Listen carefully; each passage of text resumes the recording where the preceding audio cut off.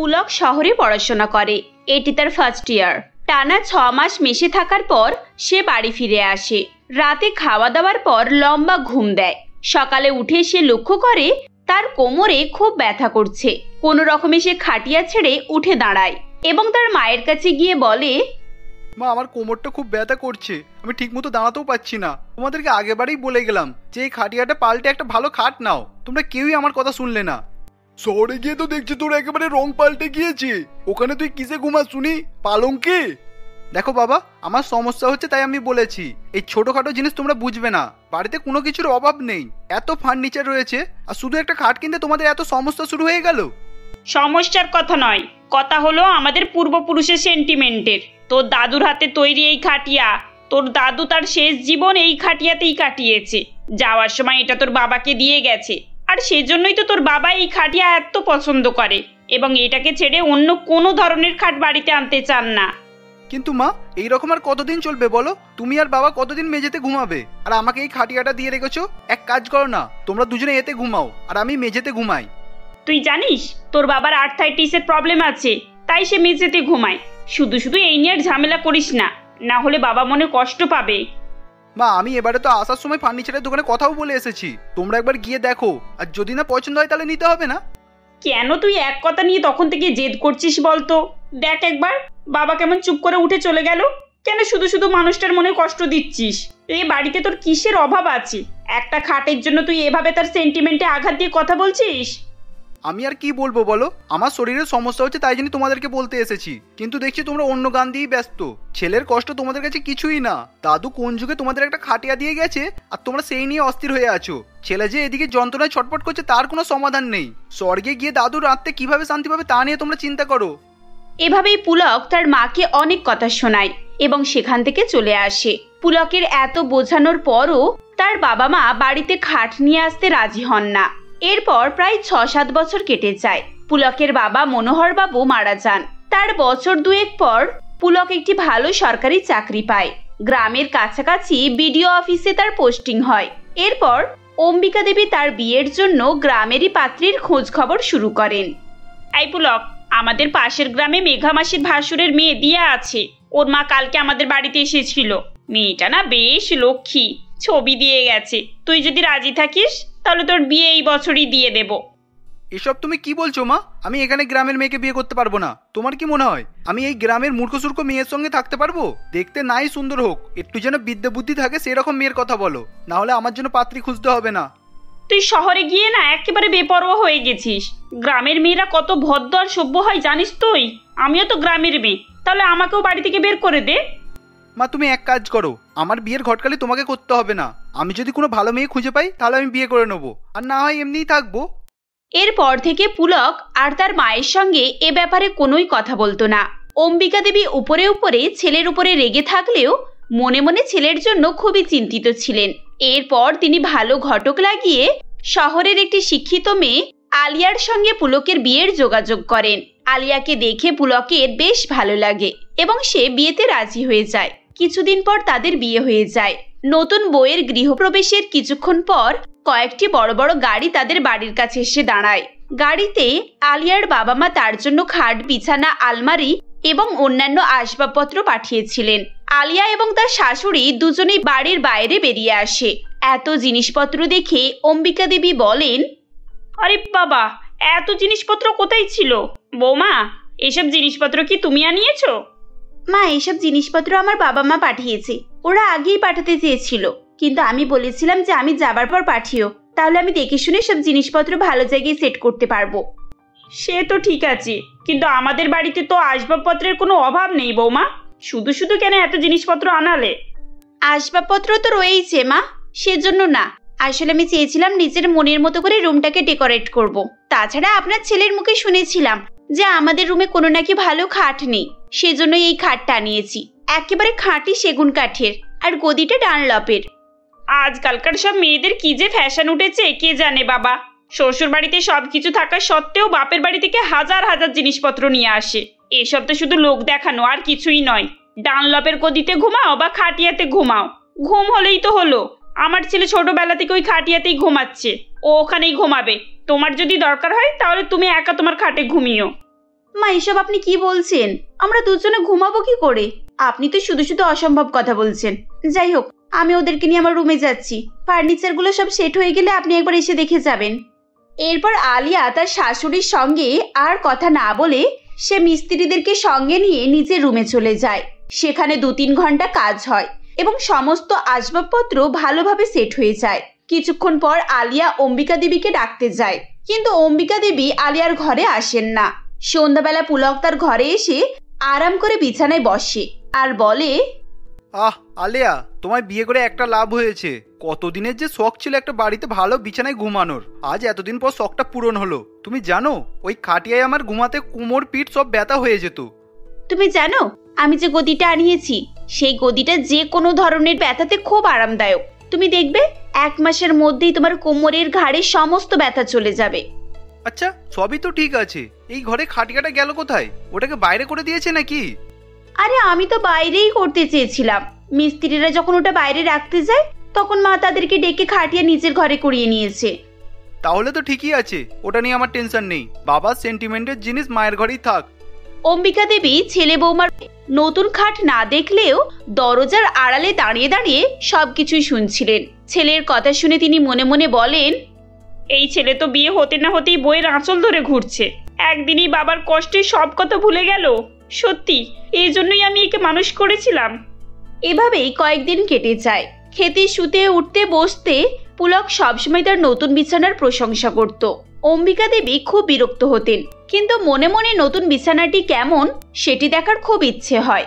একদিন যখন পুলক অফিসে গিয়েছিল তখন অম্বিকা দেবী তার বৌমার ঘরে আসেন এবং বলেন, কই বৌমা, তোমার খাটটা কেমন হয়েছে কই দেখি তো। কদিন থেকেই আসবো আসবো করে সময় করতে পারছি না। ও বাবা, দেখতে তো বেশ ভালোই সুন্দর হয়েছে। আচ্ছা, এতে বসতে শুতে সব আরাম তো, নাকি শুধু দেখতেই ভালো? মা, বসতে শুতে আরাম কি সেটা আপনিই দেখুন। আসুন, এখানটা এসে বসুন। বৌমার কথায় অম্বিকা দেবী আর লোভ সামলাতে পারেন না এবং গিয়ে বিছানায় বসে পড়েন। বিছানায় বসার পর তিনি অবাক হয়ে যান, কারণ ওই বিছানা যে এত আরামদায়ক হয় তা তার ধারণাই ছিল না। এবং তিনি বলেন, সত্যি তো, বিছানাটা তো খুব ভালো বৌমা। এখানে বসতে তো বেশ ভালো লাগছে। বৌমা, আমি একটুখানি বসি। আরে বাবা, আপনি বসবেন, এতে বলার কি আছে মা? আপনি আরাম করে পা তুলে বসুন, আমি আপনার জন্য চা করে আনছি। এই বলে আলিয়া তার শাশুড়ির জন্য চা করতে চলে যায়। এদিকে আরামদায়ক বিছানা পেয়ে অম্বিকা দেবী পুরোপুরি বিছানায় গা এলিয়ে দেন এবং কিছুক্ষণের মধ্যেই গভীর ঘুমে চলে যান। আলিয়া তার জন্য চা করে নিয়ে এসে দেখে তিনি ঘুমিয়ে পড়েছেন, তাই সে তাকে আর বিরক্ত করে না। সেদিন অম্বিকা দেবী বিকেল অবধি আলিয়ার ঘরে ঘুমিয়ে থাকেন। বিকেলের পর তিনি নিজের ঘরে আসেন। রাতে খাওয়া দাওয়ার পর আবার খাটিয়ায় ঘুমান। সারাদিন আরামদায়ক বিছানায় ঘুমানোর পর খাটিয়াতে ঘুমাতে তার খুব একটা ভালো লাগে না। পরের দিন সকালে আবার তার ইচ্ছে হয় তিনি গিয়ে তার বৌমার ঘরে খানিকক্ষণ ঘুমাবেন। এজন্য তিনি আলিয়ার ঘরে গিয়ে বলেন, আজকালকার মেয়েরা তো শুধু শাশুড়িদেরকে শাশুড়ি বলেই মনে করে। মায়ের জায়গা কি কেউ আর দেয়? মা, আপনি এভাবে বলছেন কেন? আমি কখনোই আপনাকে আমার মায়ের থেকে কম মনে করি না। আপনার জন্য কি করতে হবে বলুন? তুমি আর আমার জন্য কি করতে পারবে? যাই হোক, তোমার কি এখন কিছু কাজ আছে? যদি থাকে তাহলে গিয়ে করে নাও। আমি খানিকক্ষণ তাহলে খাটে একটু ঘুমাবো। আর তোমার যদি কাজকর্ম হয়ে গিয়ে থাকে আর রেস্ট নেওয়ার ইচ্ছে হয় তাহলে তুমি খানিকক্ষণ আমার ঘরে খাটিয়াতে ঘুমাতে পারো। আমি খাটিয়াতে ঘুমাবো? আরে এতে এত চমকানোর কি আছে? আমাদের যুগে তো আমরা সামান্য খাটিয়াটুকুও পেতাম না। সারাটা জীবন মেঝেতে ঘুমিয়ে কাটিয়েছি। তোমাদের তো ভাগ্য অনেক ভালো যে তোমরা শ্বশুরবাড়িতে খাটিয়াটুকু পাচ্ছ। কিন্তু মা, আমি যদি বিছানার একপাশে ঘুমাই তাহলে কি আপনার সমস্যা হবে? না না, আমার বিছানার পাশে কেউ ঘুমালে আমার ভালোভাবে ঘুম ধরে না, খুব অস্বস্তি লাগে। তুমি বরং আমার ঘরে গিয়ে একটু ঘুমাও। এভাবেই অম্বিকা দেবী কোনো রকম তার বৌমাকে বুঝিয়ে সুঝিয়ে নিজের ঘরে পাঠিয়ে দেন এবং নিজে আরাম করে বৌমার নতুন খাটে ঘুমিয়ে পড়েন। দিনের পর দিন এরকমই চলতে থাকে। বেচারি আলিয়া কষ্ট করে খাটিয়াতে থাকতো। শাশুড়ির এরকম আচরণ তার খুব বিরক্ত লাগে এবং একদিন সে তার স্বামীকে বলে, আচ্ছা, তোমার মা এসব রোজ রোজ কি পেয়েছে বলো তো? প্রথম তো বলতে যে খাট ভালো লাগে না, আর এখন খাট ছাড়া তো ওনার ঘুমিয়ে আসছে না। মানে মা, কি তোমার ঘরে ঘুম হয়নি?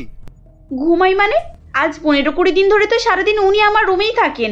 আমাকে রোজ দুপুরে তোমাদের ওই পুরানো খাটিয়াতে পড়ে থাকতে হয়। ওই রকম খাটিয়াতে শুয়ে আমি কখনোই অভ্যস্ত নয়। আমার পিঠ কোমর সব ব্যথা হয়ে গেল। আচ্ছা আচ্ছা ঠিক আছে, মায়ের হয়তো এখানে ঘুমাতে ভালো লাগে তাই ঘুমাচ্ছে, তুমি আর এই নিয়ে রাগ করো না, একটু অ্যাডজাস্ট করে নাও। পুলকের কথা শুনে আলিয়া আর কিছু বলতে পারে না। কয়েকদিন পর অম্বিকা দেবীর মনে হয় যে তিনি রাত্রেও তার বৌমার ঘরে ঘুমাবেন, কারণ খাটিয়াতে তার ভালো ঘুম আসছিল না। এজন্য তিনি একটি প্ল্যান করেন। একদিন সকালে উঠে তিনি চিৎকার করে তার ছেলে এবং বৌমাকে ডাকেন। ডাক শুনে সবাই ছুটে আসে। বাবা গো, আমি আর সোজা হয়ে দাঁড়াতে পারছি না, কোমরটা বোধহয় ভেঙে গেল আমার। মা কি হয়েছে, তোমার কোমরে চোট লাগলো কি করে? আসলে বাবা, কালকে গাছের কয়েকটা আম পাড়তে গিয়ে না পা পিছলে পড়ে গিয়েছিলাম, সেখান থেকে একটু চোট লেগেছিল, কিন্তু বুঝতে পারিনি যে এত বেশি হয়ে যাবে বলে। তারপরে এই খাটিয়াটা কত নিচু, আমি ঝুঁকে তো বসতেও পারি না। কাল বসতে গিয়েই তো বিপদটা হলো, এখন না পারছি দাঁড়াতে আর না পারছি হাঁটাচলা করতে। তাহলে চলো তোমাকে একটু ডাক্তার দেখিয়ে নিয়ে আসি। না না, আমি এখন ডাক্তারের কাছে যাব না, আমি একটু ঘুমাতে পারলেই আমার ব্যথাটা কমবে, কিন্তু এই খাটিয়ায় বসতে গেলেই আবার কোমরে ব্যথা শুরু হয়ে যাবে। আরে বাবা, তোমাকে এখানে ঘুমাতে হবে না, তুমি চলো আমার বিছানায় ঘুমাবে। এই বলে পুলক তার মাকে ধরে ধরে তার ঘরে নিয়ে যায়। অম্বিকা দেবী মনে মনে খুবই খুশি হন, কারণ তার প্ল্যান সাকসেসফুল হয়েছিল। এভাবেই তিনি একবার সেই বিছানায় ওঠার পর আর সেখান থেকে নামতে চান না। এখন তিনি দিন রাত ওই রুমে আরাম করে ঘুমাতেন। পুলক অফিসে চলে যাওয়ার পর আলিয়া তার শাশুড়ির কাজকর্ম লক্ষ্য করত এবং সে বুঝতে পেরে যায় যে অম্বিকা দেবী পুরো ঘটনাটা সাজিয়েছেন এবং নাটক করছেন। এরপর আলিয়া একটি বুদ্ধি বার করে এবং অম্বিকা দেবী বাথরুমে চলে যাওয়ার পর খাটের তলায় বিভিন্ন জায়গায় টাকা ছড়িয়ে রাখে আর ঘর থেকে বেরিয়ে যায়। অম্বিকা দেবী বাথরুম থেকে বেরিয়ে একটা দুটো করে টাকা খুঁজে পান। এরপর তার খাটের তলায় চোখ যায়, সেখানে দেখেন অনেক টাকা পড়ে রয়েছে। এতগুলো টাকা একসঙ্গে দেখে তিনি আর লোভ সামলাতে পারেন না এবং খাটের তলায় ঢুকে গিয়ে সব কটা টাকা কুড়িয়ে বেরিয়ে আসেন আর বলেন, একসঙ্গে ৬,০০০ টাকা পেলাম, এই টাকাটা আমি আমার নিজের কাছেই রেখে দেব, কাউকে বুঝতেও দেব না যে আমি এতগুলো টাকা পেয়েছি। টাকা নিয়ে অম্বিকা দেবী চুপি চুপি নিজের ঘরে যান এবং আলমারিতে সেই টাকা তুলে রাখেন। এদিকে আলিয়া ঘরের ভেতরে ঢোকে এবং আড়াল থেকে তার ফোন বার করে। আসলে সে সবকিছুই তার ফোনে রেকর্ড করে রেখেছিল। সন্ধেবেলা সে পুলককে সেই ভিডিওটি দেখায়। ভিডিও দেখে পুলক খুবই লজ্জিত হয়, কিন্তু সে তার মাকে সরাসরি কিছুই বলে না।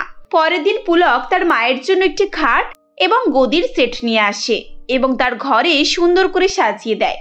এরপর সে তার মাকে বলে, মা কতদিনই আর এইভাবে তুমি কষ্ট করে এসে আমার ঘরে ঘুমাবে? এতে করে তোমারও খারাপ লাগে, তোমাকে কষ্ট দিতে আমারও খারাপ লাগে। এই জন্য আমি তোমার জন্য একটা সেম খাট গদি আনিয়েছি, আজ থেকে তুমি এখানে আরাম করে ঘুমাবে। ছেলের কথা শুনে অম্বিকা দেবী ভারী খুশি হন। এভাবেই মাকে কোনো রকম খারাপ কথা না শুনিয়ে পুলক তার বুদ্ধি ব্যবহার করে আর সমস্যার সমাধান বার করে। পিয়ালি দেবীর দুই যমজ মেয়ে ছিল, একজন সুলেখা এবং অন্যজন মহিমা। যমজ হলেও তাদেরকে দেখতে এবং তাদের স্বভাব চরিত্র একে অপরের বিপরীত ছিল। যেখানে সুলেখা শ্যামলা বর্ণের এবং খুবই নম্র ও ভদ্র প্রকৃতির মেয়ে ছিল, অন্যদিকে মহিমা অত্যন্ত সুন্দরী কিন্তু চালাক ও অহংকারী প্রকৃতির মেয়ে ছিল। তারা দুজনেই কলেজে পড়াশোনা করত। এমনই একদিন পিয়ালি দেবীর প্রতিবেশী অপর্ণা দেবী সেখানে আসে এবং পিয়ালি দেবীকে বলে, কি গো পিয়ালি, রান্না বান্না করছো নাকি? এই যে গো, এই রান্না শেষ হলো, এবার ঘর মুছবো। তোমার রান্না বান্না হয়ে গেছে? রান্না বান্না তো বৌমাই করছে, আমার কোমরে খুব ব্যথা আর আমি সেই জন্য কিছু করতে পারি না গো। তা তোমার মেয়েরা কোথায়? ওরা বাড়ির কাজকর্ম কিছু করতে পারে তো নাকি? সুলেখা তো মোটামুটি সবই পারে, ও আমার হাতাহাতি সব কাজও করে দেয়। তবে মহিমাকে নিয়ে আমার মাথা খারাপ হয়ে যায়, সারাদিন শুধু সাজগোজ ফ্যাশন এইসব নিয়েই ব্যস্ত। আরে এভাবে থাকলে আর কি করে হবে? মেয়ে ছেলে বাড়ির কাজকর্ম তো শিখতে হবে, পরের ঘরে গিয়ে সংসার সামলাতে হবে, তখন কি করবে শুনি? এখন না হয় সুলেখা সব কাজ করে নেয়, শ্বশুর বাড়িতে গিয়ে সুলেখা ওর হয়ে কাজ করতে যাবে? এমন সময় মহিমা সেখানে আসে এবং অপর্ণা দেবীকে বলে, কাকিমা, আপনাকে নিয়ে অত টেনশন করতে হবে না, দরকার পড়লে আমি সুলেখাকে আমার সঙ্গে নিয়ে যাব, ও না হয় আমার হয়ে সব কাজ করে দেবে। বাবা, এই মেয়ে তো দেখছি মুখে ধান দিলে খই ফুটে যাবে গো। তাই এই স্বভাব চরিত্র নিয়ে কি করে সংসার করবি তা ভেবে দেখেছিস? আমার সংসারের চিন্তা আমাকেই করতে দিন, আপনি আপনারটা নিয়ে চিন্তা করুন। আর মা, তোমাকেও বলে দিচ্ছি, বাড়ির সব বিষয় নিয়ে পাড়া প্রতিবেশীদের সঙ্গে আলোচনা করবে না, আমি কি পারি না পারি সেটা ওরা জানে কি করবে? মহিমা, এটা কি ধরনের কথাবার্তা বলতো? উনি তোর কাকিমা হন, আর ওনার সঙ্গে তুই এভাবে কথা বলছিস? ওনার কি দরকার শুনি আমাদের বাড়িতে এসে আমাদের খোঁজ নেবার? কে কি করছে না করছে এসব খোঁজ নিয়ে উনি কি করবেন? না বাবা, আমি এবার যাই। পিয়ালি, তোমার মেয়ে যা তৈরি হয়েছে না, তাতে ওর ঘর সংসার করা খুবই কঠিন হবে। এই আমার কথা মিলিয়ে নিও তুমি। এই বলে অপর্ণা দেবী সেখান থেকে চলে যায়। মহিমাও কলেজের জন্য বেরিয়ে যায়। মহিমা খুবই মডার্ন প্রকৃতির মেয়ে ছিল। সে সবসময় জিন্স টপ এ ধরনেরই পোশাক পরত। কলেজে তার ছেলে বন্ধুর অভাব ছিল না। তারা প্রত্যেকে মহিমার সঙ্গে কথা বলার জন্য এবং সময় কাটানোর জন্য খুবই উৎসাহ দেখাতো এবং মহিমাও সেই সুযোগগুলোকে কাজে লাগাতো। এমনই একদিন মহিমা কলেজে ফিস জমা দেওয়ার জন্য লাইনে দাঁড়িয়েছিল। তখন রঞ্জন নামের একটি ছেলে তার কাছে আসে এবং বলে, আরে মহিমা, আজ এই ড্রেসটাতে তোমাকে দারুণ দেখাচ্ছে। দিনকে দিন যেন তুমি সুন্দরী হয়ে উঠছো। তা তুমি এখানে লাইনে দাঁড়িয়ে কি করছো? আরে বলো না রঞ্জন, দেখো না কত লম্বা লাইন। এই লাইনে দাঁড়িয়ে দাঁড়িয়ে আমাকে ফিস জমা দিতে হবে। আর এই গরমে আমার স্কিন যা জ্বালা জ্বালা করছে না, মাথাটাও ঘুরছে কেমন। একটু ঠান্ডা কিছু খেলে ভালো লাগতো। আরে তোমার যখন এত কষ্ট হচ্ছে, তুমি লাইনে দাঁড়িয়ে আছো কেন? চলো ক্যান্টিনে চলো, ওখানে গিয়ে কিছু ঠান্ডা খাওয়া যাক। আর অফিসে আমার কিছু চেনাশোনা আছে, আর আমি তোমার হয়ে না হলে ওখানে ফিসটা জমা দিয়ে দেবো। তুমি ঠিক বলছো তো? আমার শরীরটা না এত খারাপ লাগছে, আমার মনে হয় মাথা ঘুরে যাবে, আর আমি দাঁড়াতেও পারছি না। এইভাবেই মহিমা মিছিমিছি মাথা ঘোরার অভিনয় করে এবং রঞ্জনকে দিয়ে তার কাজটি করিয়ে নেয়। এদিকে সুলেখা সবসময় মানুষের উপকার করত। একদিন তুলি দেবী নামে এক মহিলা একটি শপিং মলে শপিং করতে আসে। কেনাকাটা করার পর সবকিছু নিয়ে বাইরে বেরোতে যাবে কি এমন সময় তার ব্যাগের হাতল ছিঁড়ে যায় এবং কেনাকাটার সমস্ত জিনিসই মেঝেতে পড়ে যায়। এমন সময় শপিং মলে সুলেখাও কেনাকাটা করতে গিয়েছিল। মহিমাকে দেখে সে তার কাছে এগিয়ে আসে এবং বলে, আরে আন্টি, আপনার ব্যাগটা তো ছিঁড়ে গেছে, আপনি একটু দাঁড়ান, আমি সব জিনিস তুলে দিচ্ছি। এরপর সুলেখা সমস্ত জিনিসপত্র নতুন একটি ব্যাগে ভরে দেয় এবং বলে, আন্টি আপনি এই ছোট ব্যাগটা ধরুন, আমি আপনার এই বড় ব্যাগটা গাড়ি পর্যন্ত পৌঁছে দিচ্ছি। তার এরকম ব্যবহার দেখে তুলি দেবী নামে সেই মহিলার তাকে খুব পছন্দ হয় এবং জিজ্ঞাসা করে, মা, তুমি আজ আমার অনেক বড় উপকার করলে। আসলে আমার হাতে একটা চোট আছে, তাই আমি ভারী কিছু বেশিক্ষণ ধরে রাখতে পারি না। তোমার নাম কি মা? আর তোমার বাড়ি কোথায়? সুলেখা তার নাম ও বাড়ির ঠিকানা বলে এবং মহিলার কাছ থেকে বিদায় নিয়ে সে বাড়ি ফিরে আসে। পরের দিন বিকেলে সেই মহিলা সুলেখাদের বাড়িতে যায়। তাকে দেখে সুলেখা চমকে যায় এবং বলে, আরে আন্টি, আপনি? হ্যাঁ মা, আমি। তোমাদের বাড়িতে তোমার মা বাবা কেউ আছেন? একটু ডেকে দাও না, আমি তাদের সঙ্গে কথা বলবো। সুলেখা তার মাকে ডেকে দেয়। পিয়ালি দেবীকে দেখে তুলি দেবী বলে, দিদি, আপনি আমাকে চিনবেন না, কিন্তু আপনার মেয়ে আমাকে চেনে। কালই শপিং মলে ওর সাথে আমার দেখা হয়েছে। ও কালকে আমাকে অনেক সাহায্য করেছেন জানেন। হ্যাঁ হ্যাঁ, সুলেখা আমাকে আপনার কথা বলেছে। আপনার হাতে ব্যথা আছে বলছিল, তা এখন আপনি ঠিক আছেন তো? ব্যথা এখন ওরকমই আছে। এখন তাহলে কাজের কথাটা বলি। কালকে এক দেখাতেই আপনার মেয়েকে আমার খুব পছন্দ হয়েছে। আমার একমাত্র ছেলে বিপুল একটি বড় কোম্পানিতে চাকরি করে, তাই আমি চাই আপনার মেয়েকে আমার বাড়ির বউ করে নিয়ে যেতে। ও তাই নাকি? এ তো খুব ভালো খবর। তবে একদিন ঠিক করুন, ছেলে এসে মেয়েকে দেখে যাক। আজকালকার যুগে ছেলেমেয়েরা একে অপরকে দেখে নেওয়াটা খুবই দরকার। না না, তার কোনো দরকার নেই। আমি মেয়ে দেখে নিয়েছি, এটাই যথেষ্ট। আমি যেখানে বলবো আমার ছেলে চোখ বন্ধ করে সেখানে বিয়ে করতে রাজি হয়ে যাবে। আপনারা বরং আগামী মাস বিয়ের ব্যবস্থাটা করুন। এভাবেই দেখতে দেখতে সুলেখা ও বিপুলের বিয়ের দিন এসে পড়ে। বিয়ের আগে বিপুল মণ্ডপে বসেছিল। এমন সময় মহিমা সেজেগুজে সেখানে আসে এবং বিপুলকে বলে, আরে জামাইবাবু, কেমন আছেন? আপনাকে তো দেখে মনে হচ্ছে আপনি খুব টেনশনে আছেন। না না, টেনশনে নেই। আপনি কে? আপনাকে তো ঠিক চিনতে পারলাম না। সে কি, আমি তো আপনার একমাত্র শালী। আমি আপনার হবু বউয়ের যমজ বোন। আপনি আমাকে চেনেন না? কি করেই বা চিনবেন? আপনি তো এখনো দিদিকেই দেখেননি। এভাবে না দেখে শুনে বিয়ে করতে রাজি হয়ে গেলেন। মহিমাকে দেখেও তার কথা শুনে বিপুল মনে মনে ভাবে, আরে বাহ, তাহলে তো দেখি এত সুন্দর, আরে স্মার্টও। তাহলে তো মনে হচ্ছে বউটাও এরকম স্মার্ট আর সুন্দর দেখতে। আমি তো শুনেছি যমজ বোন হলেই অবিকল একই দেখতে হয়। যাক, মায়ের চয়েস আছে বলতে হবে। এরপর সুলেখার সঙ্গে বিপুলের বিয়ে হয়ে যায়। ঘোমটার মধ্যে থাকার জন্য বিপুল সুলেখার মুখ দেখতে পায় না। বিয়ের পর বাসর রাতে বিপুল সুলেখার ঘোমটা তুলে দেখে এবং বলে, সুলেখা, তোমাকে আর তোমার বোনকে তো পুরোপুরি আলাদা দেখতে, কিন্তু আমি শুনেছি যে তোমরা যমজ বোন। ও তো অত সুন্দর দেখতে। তাহলে তাহলে কি বিপুল বাবু, আমাকে কি দেখতে ভালো নয়, এটাই আপনি বলতে চাইছেন? না, মানে আমি সেরকম বলতে চাইনি, কিন্তু এরপর বিপুল আর কিছুই বলে না। পরের দিন সকালে তুলি দেবী বিপুল ও সুলেখাকে বলে, বৌমা, আজকে তোমাকে আর বিপুলকে অষ্টমঙ্গলার জন্য তোমাদের বাপের বাড়ি যেতে হবে। ওখানে 8 দিন কাটিয়ে তারপর তোমরা এই বাড়িতে ফিরে আসবে। তুলি দেবীর কথা শুনে বিপুল মনে মনে খুশি হয়ে যায়, কারণ সে মহিমার সঙ্গে দেখা করার সুযোগ খুঁজছিল। সুলেখা বাড়ির সমস্ত কাজকর্ম সেরে বিপুলের সঙ্গে তার বাপের বাড়ি পৌঁছে যায়। তাদেরকে দেখে মহিমা এগিয়ে আসে এবং বলে, আরে জামাইবাবু, কেমন আছেন? আমি তো আপনার জন্যই অপেক্ষা করছিলাম। তাই নাকি? তোমার মতো এত সুন্দরী শালি আমার জন্য অপেক্ষা করছিল? বাহ, এ তো খুব সৌভাগ্যের ব্যাপার। এসব কথা বললে চলবে না, আপনাকে আজকে আমাকে নিয়ে বাইরে বেড়াতে যেতে হবে, না হলে আমি কিছুই শুনবো না। আরে ইয়ার, এটা আর কি এমন ব্যাপার? শালি আবদার করেছে বলে কথা, এটা তো আমাকে পূরণ করতেই হবে। বলো সুলেখা।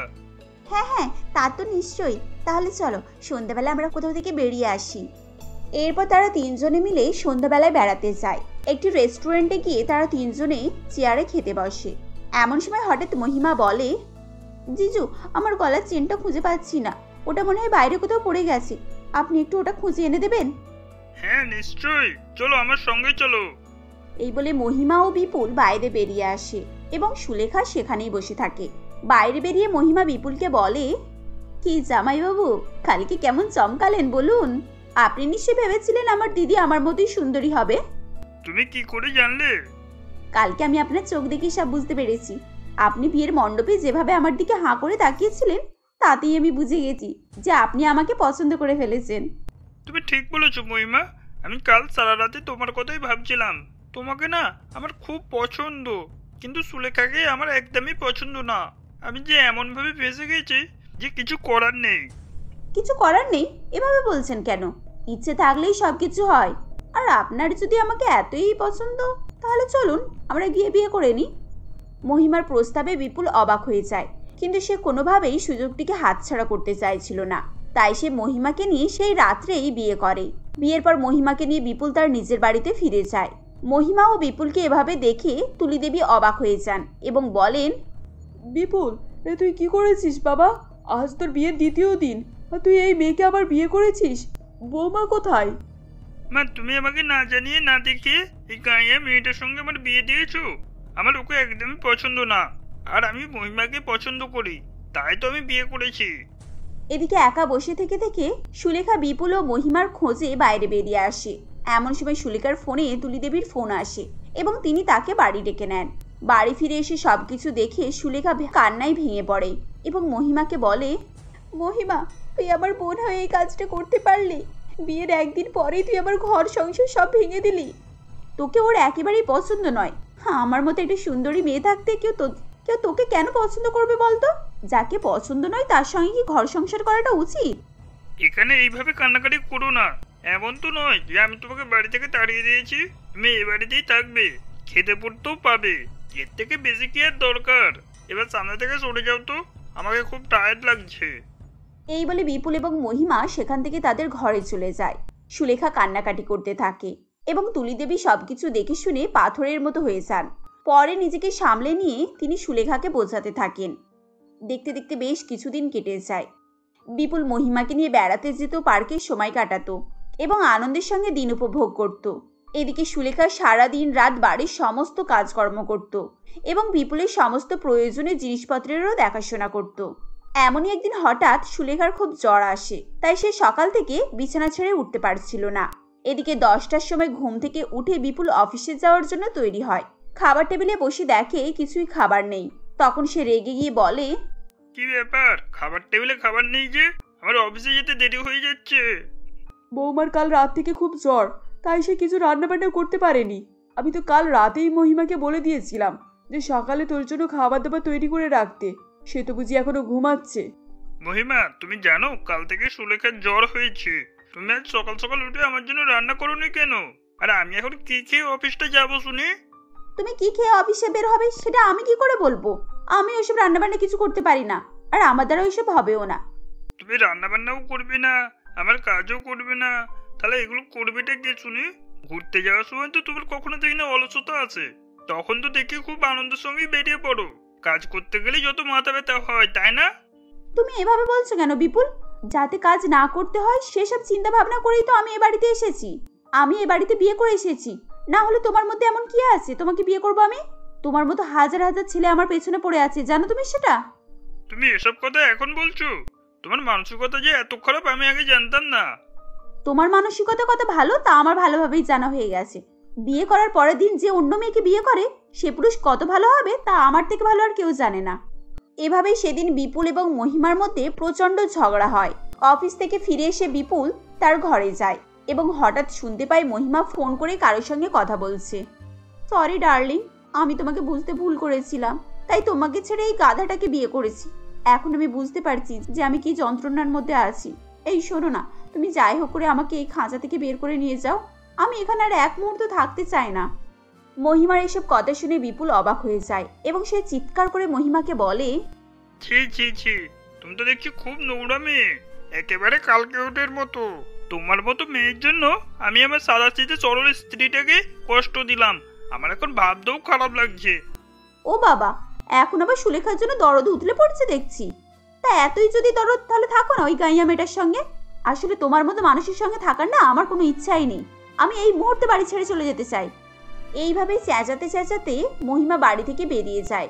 তাদের চিৎকার চেঁচামেচি শুনে তুলি দেবী এবং সুলেখা সেখানে এসে উপস্থিত হয় এবং তুলি দেবী বলে, এবারে বুঝতে পারলি তো সুন্দরী মেয়েকে বিয়ে করার ফল কি হলো? আমি তোর মা, আমি তোর জন্য যা করব সেটা তোর ভালোর জন্যই করব। আমাকে ক্ষমা করে দাও মা, আমি বড় ভুল করে ফেলেছি।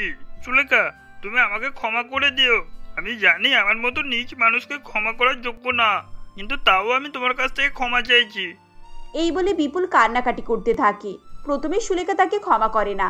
তার পরিবর্তিত ব্যবহার দেখে সুলেখা বুঝতে পারে যে বিপুল পুরোপুরি পাল্টে গেছে, তাই সেও সবকিছু ভুলে আবার নতুন করে সংসার করতে শুরু করে।